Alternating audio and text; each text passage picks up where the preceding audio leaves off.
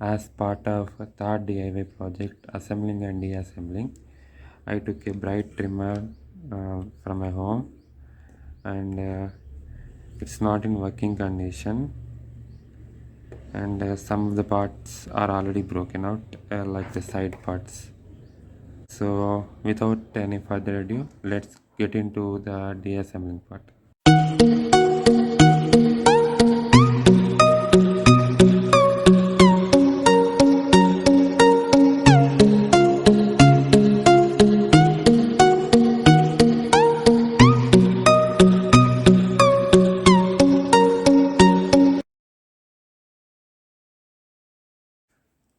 After the deassembly, I want to go through the parts of the trimmer.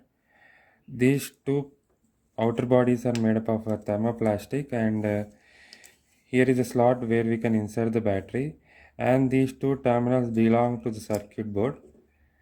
And coming to the circuit board itself, it contains lots of components like uh, capacitors, resistors, diodes, and we will talk about in the later part of the video. Coming to this part contains the switch mechanism, and it acts upon these two plates of the circuit board, and whenever the switch is on, this points exactly come over these two plates, so the circuit is closed and the trimmer works.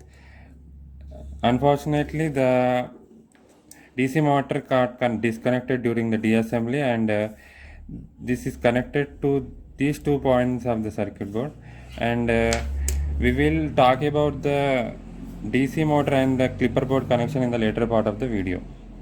Here is the circuit schematic that I do looking at the circuit board, and I'm not much well aware of the functions of every component used in the circuit, and I could not even find enough information from the internet, and I will try as much as possible to explain the circuit.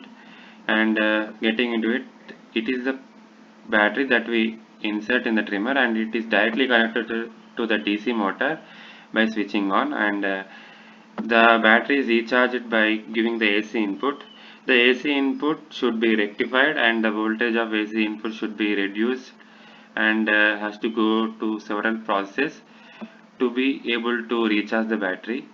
And I suppose this diode is responsible for the rectification, and this part of the circuit I am not well aware of, and this is the 5-pin transformer, and I guess this is responsible for the step down transforming, which I mean reducing the voltage of the AC to the required voltage to the circuit, and whenever we give AC input, the LED turns on, and this is verified by our daily use, and this is the GNET diode which acts as the voltage regulator.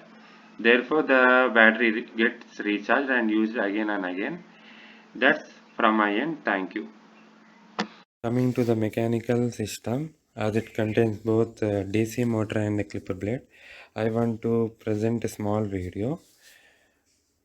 And you can see the clipper blade oscillates with the help of springs, and the external force is provided by the DC motor, and the cam part is designed in such a way that it promotes the motion to be in the perpendicular direction to the motion of the trimmer.